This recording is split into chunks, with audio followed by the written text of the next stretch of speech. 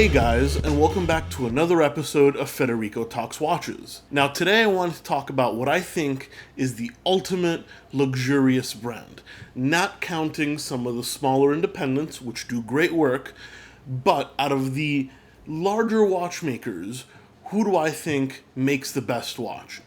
And for me, I didn't even really have to think about this much. It's definitely a Lange Söhne. Now, before we get started, customary wristwatch check. I'm wearing the Panerai Luminar Marina PAM 111. I wish I was wearing a Lange in honor of this video, but I'm not lucky enough to own one.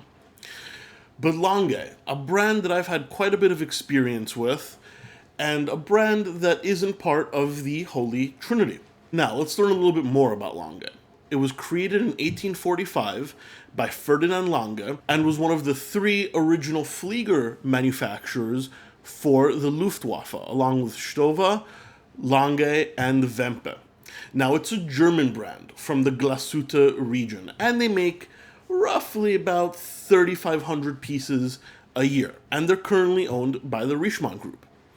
However, Lange is not a continuous company. In 1948, they had to close their doors due to it being in East Germany and the Soviet era. And they reopened their doors in 1990 and created their first line of watches in 1994. They originally teamed up with Jaeger-LeCoultre and IWC, and now they're owned by the Richemont Group. And it's another brand that is fully in-house. So, why do I think they're the best, or at least my favorite, ultra-luxury watch manufacturer? Well, I'm going to quote a little phrase that Piaget uses to describe luxury, and I used to work for Piaget. Now, please excuse my French. The phrase goes, toujours fais mieux que nécessaire, which means every day do better than is necessary.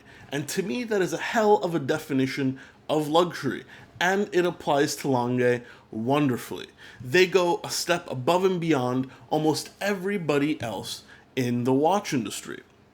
Now, this starts with their movements, and I'm going to pop a picture right up here. Their movements are in the German style of watchmaking, 3/4 plate, and they tend to be manually wound. Their 3/4 plate is made in German silver, and all their engraving is gilded and filled in by hand.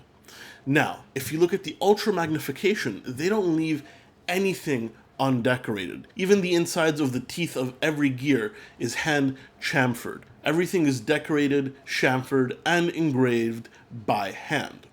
And the level of this decoration, I think, far supersedes other watchmakers, like Vacheron, Patek, and, Jaeger-LeCoultre. But it isn't all about decoration. Their movements are also extremely reliable, and they tend to be a little bit thicker, so Lange is never going to win an ultra-thick competition, but the architecture of their movements make them rock solid. In fact, in my experience when I was working retail selling watches, I sold Lange, I sold Patek, I sold Vacheron, Breguet. I very, very rarely, if ever, in fact, I can't think of an exact time when a client came in and complained that his Lange wasn't working as necessary. Sure, I took a couple in for service that were 10, 15 years old, they needed to be oiled up, but I've never seen a Lange not work. Not to mention, my favorite watch, probably my Grail watch, and my Grail shifts every now and then, it changes, I get different ideas, but one watch that's been on that list for the longest time is the Datograph, and I'll put it right up here. Now, Lange, just like Piaget, for example, is a brand that only uses noble metals, so no steel, everything is precious metal. Now, this Datograph has the Lange signature double window date, which is very, very complicated to make, and it's got Lange's chronograph movement. This is probably the best chronograph ever made, and many people agree in the watch community that it's the finest example of a chronograph you can buy today. Now, yes, it's extremely expensive. We're talking $80,000 plus brand new. However, if we flip it around, and I'll pop a picture right up here, and you look at the movement, you can see why. Apart from being extremely sturdy and well made, the decoration is second to none. Maybe some of the independents like Philippe Dufour or FP Journe can compete, but compared to Patek, I think this is a significant leap forward. Lange is also very, very exclusive. As I said, they make less than 3,500 pieces per year, and they also don't make any quartz movements. Now, these watches aren't for everybody. Their look is very, very German, with the off-center dials, the off-center dates. So it's not like a traditional Patek, for example. They do make the Saxonia line, and I'll pop a picture right up here, which is their simple line. And this looks like a more traditional watch. But for example, another reason I love Lange Söhne is because even in the Saxonia line, their entry-level point, they decorate it just as well as they do a Lange 1 or a Lange 1 time zone or a datograph. Every Lange has the same level of finishing. And the same is certainly not true for other brands like Patek Philippe, for example, which decorate their movements beautifully. But the difference in decoration between a 5119 Calatrava and like a 5070 chronograph is very, very different. Lange is also one of the few brands that has a very weird procedure when assembling their watch, and it's the only brand that I know that does this. And Lange call it second assembly. Now, what does that mean? You make all the parts, everything's great. Most watch manufacturers would put the watch together, adjust it, and then case it. Well, Lange puts the watch together, adjusts it, makes sure everything is working fantastically. Then they take it apart and make sure that, everything went correctly during assembly, and they put it together a second time, hence the name second assembly, and they readjust it. So essentially, every Lange watch is put together twice. That's pretty insane and takes a very, very long time considering most of these movements are over 300 parts. I don't know any other manufacturer that takes that much care in the assembly of their watch, and this is the level of detail you can expect when getting a Lange Söhne.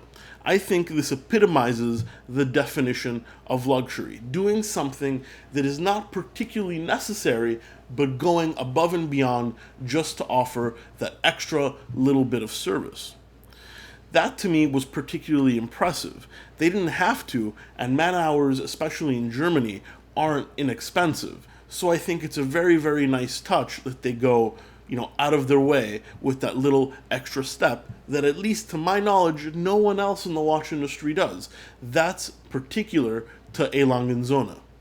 I don't know. There's just something I really like about Lange. I think they're more exclusive. I think they make more beautiful watches, which is subjective in my opinion. And I think their level of finishing is superior, which, can be argued, but I certainly believe that to be the truth personally, especially in my experience. And all these things elevate it above almost every other brand on the market today. Lange also stick to what they know. They don't make any sports watches, at least not yet. They might if the industry keeps hurting, and they don't use steel. I like a brand that sticks to their principles like that, because a lot of other brands, for example, Piaget and Vacheron, have kind of switched over to making products to appeal to more buyers. A smart business move, but not necessarily something that I want to see in a luxury brand, compromising their brand DNA to make something just to sell more units. Now, Lange, thankfully, since it's not as popular as Patek, can still be had for a decent-ish price on the second-hand market. But that is quickly changing because Lange is quickly being recognized as one of the top brands in the world. And if you ask most watch aficionados, Lange is probably the only other brand out there, not including the independents of course, that can compete with Patek. That's quite an honor if you ask me.